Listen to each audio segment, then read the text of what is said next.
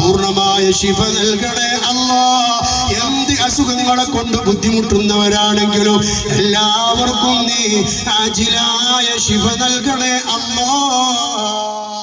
എന്റെ പ്രിയപ്പെട്ടവരെ, മുസ്തഫായ നബി തങ്ങൾ ഈ ഹദീസിന്റെ അവസാനത്തിൽ പറയാ, കേവലം രോഗമോ കേവലം ഭക്ഷണമോ മാത്രമല്ല, അലാ കദാ അലാ കദാ, മറ്റുള്ള എന്തുമാവാം.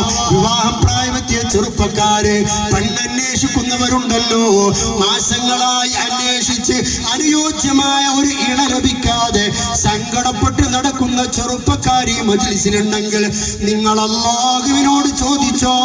റബ്ബിന്റെ ദർബാറിലേക്ക് കൈകൾ ഉയർത്തിക്കൊണ്ട്, അല്ലാഹുവേ,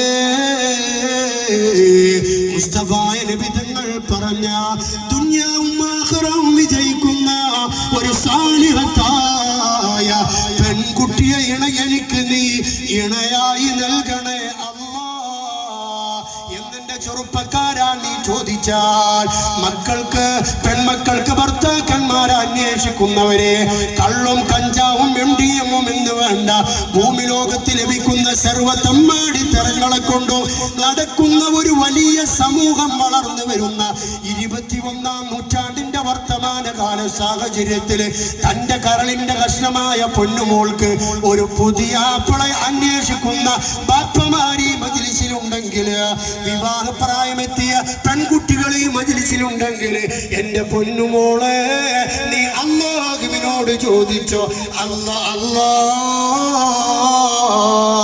അല്ലാഹു